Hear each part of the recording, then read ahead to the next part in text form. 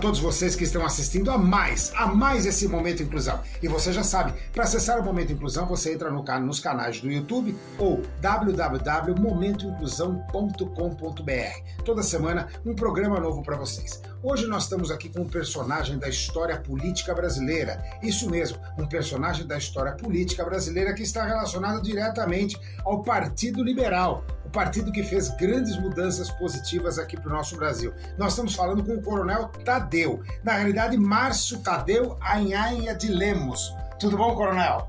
Tudo bem, professor Duda? Prazer estar aqui contigo para a gente poder bater esse papo sobre segurança. Maravilhoso, segurança pública.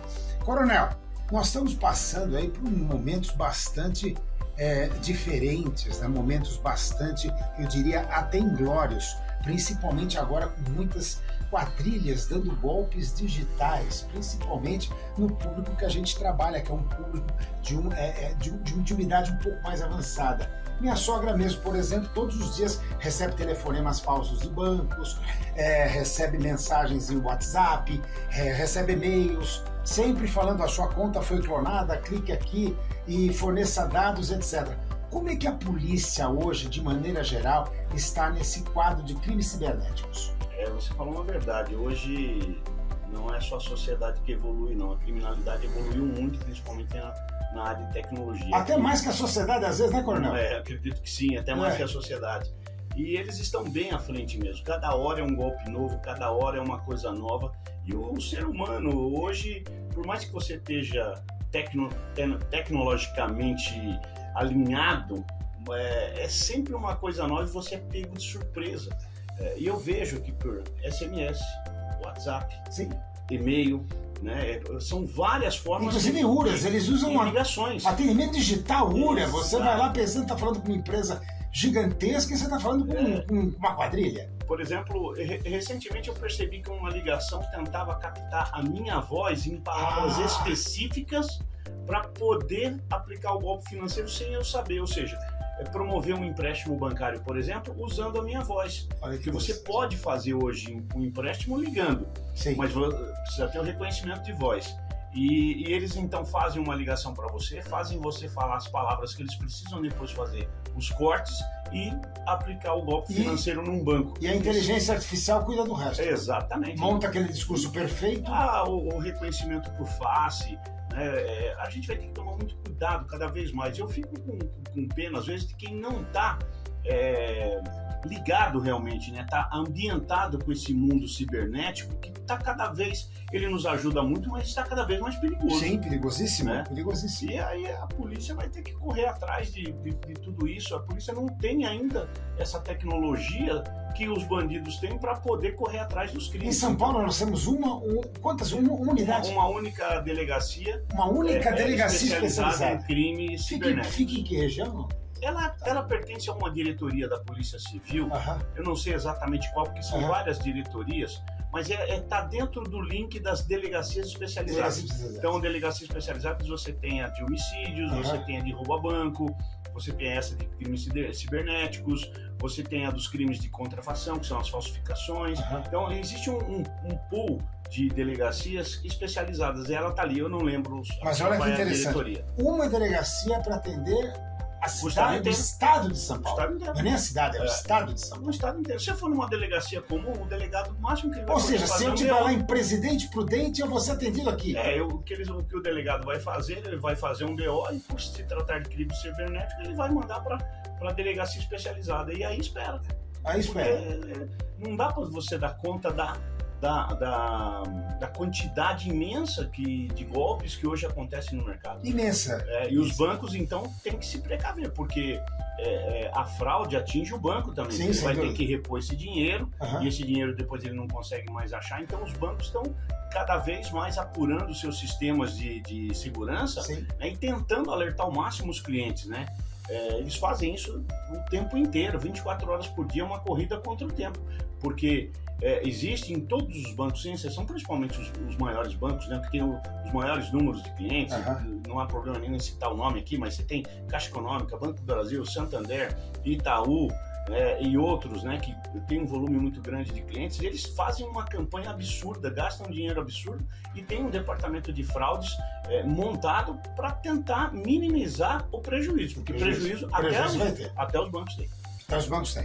Mas veja uma coisa, às vezes a gente vê até ligações telefônicas, vindo de presídios. Esse já ficou para trás. Já ficou para trás. Hoje já está muito manjado. Sequestrei sua filha e põe uma menina chorando, e não sei o que e tal. Aí, hoje, se você fizer isso, é possível que o cara tire um sarro, né? Que o cara tire um sarro, né? Fala, não, quanto você quer? Quero 10 mil, não. Ela não vale tudo isso, não. Quer 500 pilas, tá deitado. Aí assim você pode ficar com ela. Fica com ela, me faz um favor.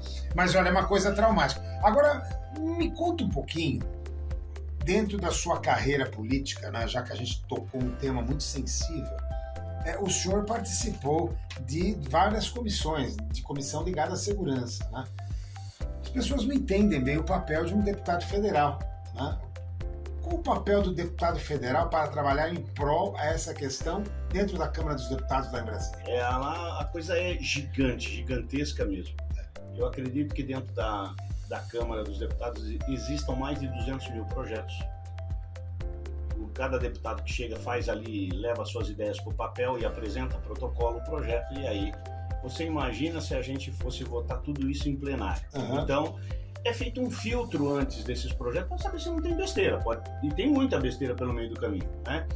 Então, os deputados, além das votações em plenário, eles são divididos em comissões.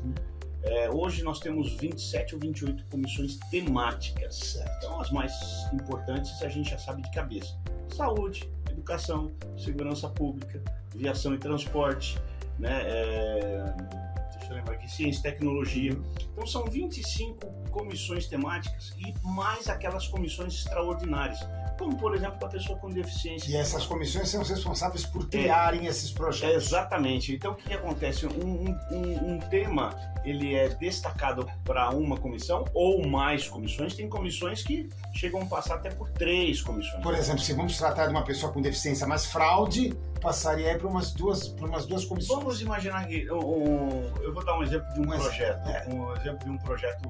Vamos falar do projeto de isenção para pessoas com deficiência. Isenção. Ele vai passar obrigatoriamente pela sessão de Constituição e Justiça para saber se é constitucional. Certo. Aí ele vai passar pela comissão da pessoa com deficiência, provavelmente pela comissão de saúde e pela comissão de tributação e finanças para saber qual é o impacto que isso vai causar no orçamento do governo. Por que é feito isso? Todo projeto ele passa por comissões. Para você levar para o plenário aquele projeto já depurado, ou seja, aquele projeto já tirou todas as sujeirinhas dele, o que tem de errado, ele foi remodelado, foi aprimorado, foi aperfeiçoado, foi debatido em várias comissões e aí sim ele vai para plenário. Então, para plenário só vai aquilo que já houve um consenso entre uma parte dos deputados. Então, se ele passa por 3 comissões, ele passou pela mão aí de aproximadamente 2, 4, 6, no mínimo 60, 80 deputados. Cada comissão tem mais ou menos uns 20 deputados? Depende, né? A Comissão de Constituição e Justiça tem 67, é a maior que tem, é a maior de todas, 67. Mas a grande maioria tem 40, em torno de 40. O deputado se candidata? Como é que funciona isso para a população entender? Ele se candidata, mas não significa que ele vai. Entendi. Ele pede, olha, eu gostaria de ir para tal comissão, então vamos ver. Aí, no início de uma legislatura, é feita uma divisão em todos os deputados do partido. Então, por exemplo, porque o partido precisa ter a vaga para aquela comissão, que é dividido proporcionalmente pelos partidos, né? E dentro do partido, o líder do partido, que é escolhido o líder, ele pega as opções de todos os deputados e vai tentando encaixar na medida das vagas. Então, por exemplo, a CCJ é uma comissão extremamente disputada, quase todo mundo quer ir para lá, né? E só cabe 67 dos 513. Certo. Né? E temos lá hoje aproximadamente 18, 19 partidos que são com representação na Câmara. Mas quanto maior o partido, maior o número de vagas. É dividido proporcionalmente. Então, não é tão fácil você querer ir, tá? Mas Normalmente o líder procura atender, se não a sua primeira opção, a sua segunda ou a sua terceira. Era isso que eu ia perguntar. O deputado acaba sempre participando de uma comissão? Sim, dificilmente ele não é atendido, porque ele faz 3 opções. Entendi. Me dê uma que você quer de verdade. Primeira, segunda, terceira. Às vezes... Que tem a ver com a sua proposta política, a sua formação isso, e tudo mais. O seu ambiente político, aquilo que você lida. Então, às vezes, você é atendido nas 3, por exemplo. Eu tive a felicidade de ser atendido nas 3. Eu pedi Constituição e Justiça, Viação e Transporte e Segurança Pública. E fui para as 3. Bacana. E ainda fiz uma 4ª opção, que era Agricultura. Comissão da Agricultura, que também foi atendido. Então, eu fui sortudo, né? Fui sortudo mesmo. Né? Mas tem gente que ele quer... Comissão de Educação e Comissão de Saúde é extremamente disputado, tanto quanto a CCJ. Entendi. Eu falei, não quero saúde, não sou médico, não sou da área de saúde, e também não quero educação, apesar de ter sido professor a vida inteira na Polícia Militar.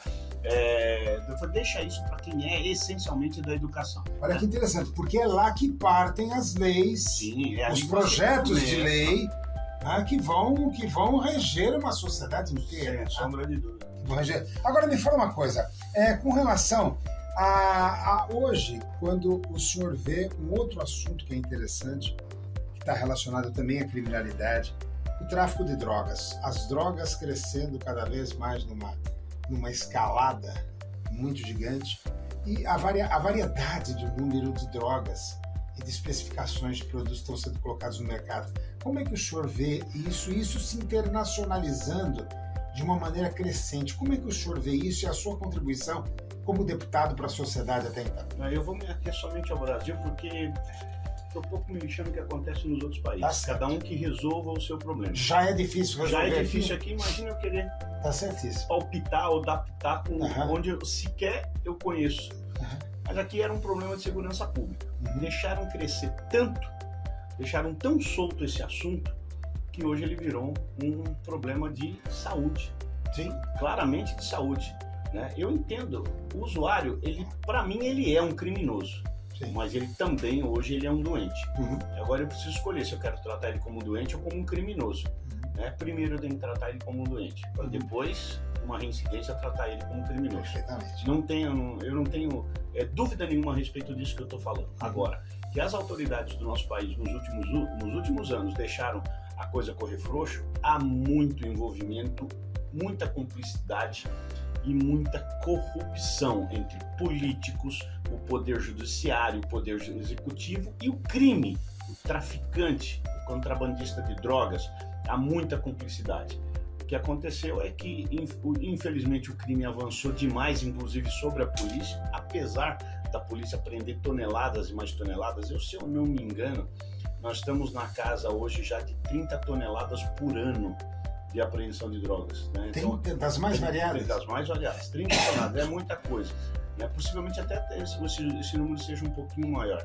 Eu não tenho tanta certeza, mas que é na casa de toneladas, porque quase todos os dias as polícias fazem apreensões diversas aí pelo Brasil afora, mas mesmo assim é insuficiente. O Brasil é uma rota do crime, ou seja, a droga passa por aqui para ir para outros lugares, e infelizmente as nossas fronteiras não são vigiadas, problema do Exército, da Polícia Federal, né? E as nossas polícias militar, Polícia Civil não tem número suficiente para poder combater isso.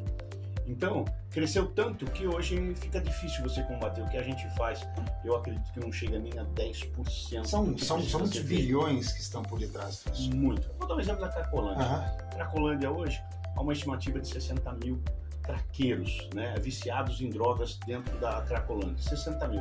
Se cada um comprar uma pedra de crack, uma só 60 por dia... 60 mil, uma pedra de crack. Uma pedra de crack que custa R$20, pronto, eles vão faturar aproximadamente 420 mil reais por dia. Olha isso, gente. A gente está falando de... Deixa eu só fazer essa conta aqui 420, para você. Não, olha só, o coronel fazendo uma continha básica. Ó. Vezes R$20. R$20, ó. Desculpa, eu falei errado. 1.200.000 dia. Por dia. Por dia, vezes 30? 60 mil, vezes R$20. R$20, 1.200.000 por dia. Estamos falando vezes 60? No ano, 438 milhões de reais. Quase meio bilhão. Meio bilhão. Você acha que não A gente está falando da Cracolândia, que é um espaço... Você acha que não tem corrupção? Você acha que o traficante não paga para alguém para poder transitar ali? É um espaço mínimo. Se você for 4 horas da tarde, 5 horas da tarde, em algumas esquinas ali do centro da cidade, você vai ver a venda de droga, inclusive hoje financiada pelo próprio empresário. Já vou te explicar isso. Pelo próprio empresário. Como é que você vai combater isso? Você vai ter que pegar muito peixe grande no meio do caminho, certo. Muito peixe grande, senão não acaba, esquece. E, infelizmente, nós temos uma polícia, uma parte da polícia é corrupta, a gente sabe disso. Precisava combater isso, a corrupção na polícia, precisava combater o traficante, porque se você sufocar o tráfico, o usuário não vai ter a pedra. Ele vai sofrer? Possivelmente sim, ele tem aquela dependência. Aí a gente leva ele para a clínica. Aí é problema de saúde. Não precisamos prender o sujeito, mas precisamos sufocar o traficante. Agora, com essa grana toda envolvida, você acha que a gente... Meio bilhão, quase meio bilhão de reais. Muita gente recebendo para manter isso. E também tem especulação imobiliária também na região. Tem tudo. Agora, imagina, cara, o centro da cidade que é tão bonito. Maravilhoso. Prédios muito bonitos. Uma revitalização do centro completamente abandonada. Mas precisa de vontade política. Eu estou aqui à espera de aparecer um político corajoso de verdade. Estou à espera de aparecer um político para que resolvesse esse problema. Porque, ó, há anos, hein? Eu sou de São Paulo, moro aqui desde 1965. Né? Nasci aqui, estou aqui em São Paulo faz muitos anos e estou esperando aparecer um político corajoso, um prefeito, um governador corajoso para poder resolver esse problema. Mas interessante que o senhor coloca de uma maneira bastante transparente, mesmo tendo passado uma parte expressiva da sua vida na polícia, reconhecendo que isso penetrou em todas as entidades estão contaminadas. Todas. Né? Por exemplo, o que aconteceu no desembarque daquele criminoso lá no aeroporto de Guarulhos. Envolvido com o quê? Envolvido com PCC. PCC é o quê? É droga. A base deles é droga. Agora estão migrando um pouco a sua economia, né? o seu escopo financeiro, né? Para outros, né? Para posto de gasolina, farmácia, igreja e por aí vai, né? E principalmente na política, né? Recentemente aí foi divulgado pela própria polícia que o PCC estaria investindo 5 bilhões de reais para eleger vereadores e prefeitos por todo o Brasil. Então eles estão entrando agora na política também. Tenho certeza absoluta que já estão no judiciário, que eles têm algumas peças dentro do judiciário e vão cada vez avançando.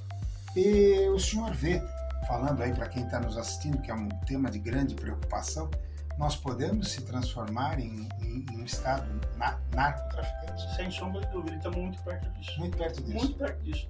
As instituições cada vez mais afrouxando. O coitado do policial militar, hoje ele enxuga o chão com a torneira aberta, a gente sabe muito bem disso. É acusado sempre, passando a toalhinha no chão, mas a torneira está aberta, está molhando o chão para ele, porque ele prende o bandido, a justiça solta. Ele prende e solta, prende e solta. Colocando em risco a própria vida dele, que depois ele vai atrás. Eu tenho uma dó desses policiais militares hoje, né, que eles, eu digo com dor no coração, porque eu fui policial há 30 anos. Eu sou coronel aposentado. Eu prendi muita gente com droga na rua. A maior patente dentro da polícia militar. Eu prendi o sujeito com um cigarrinho e ele ficava preso na delegacia, ficava fichado do advogado e a família. Não pode fazer nada. Hoje ele é usuário. Ele é usuário. Não tem cabimento um negócio desse. Então, se você tem que sufocar das duas formas, tanto de baixo para cima como de cima para baixo nessa cadeia. Você tem que punir o usuário, né? Não importa ele de que forma seja, mas principalmente punir o traficante. As ações elas precisam vir dos dois lados, mas infelizmente hoje a gente não pune mais o usuário e o traficante está cada vez mais lindo, leve, solto no mercado. E tranquilamente obtendo posições políticas, posições financeiras, entrando no sistema. Qual foi o ministro do Supremo, Gilmar Mendes? Acho que foi. O ministro Gilmar Mendes, ele soltou 15 traficantes do PCC. Acho que foi o Gilmar Mendes, não tenho certeza. Mas foi um ministro do Supremo Tribunal Federal. O Gilmar Mendes, com certeza, soltou o André do Rap. Do mesmo jeito que ele sumiu, no dia seguinte ele já devia estar a mais de 10 mil quilômetros de distância daqui. Deve estar em algum lugar na Europa, Estados Unidos, Canadá. Onde é que será que ele está? Ninguém sabe, ninguém consegue mais achar o André do Rap.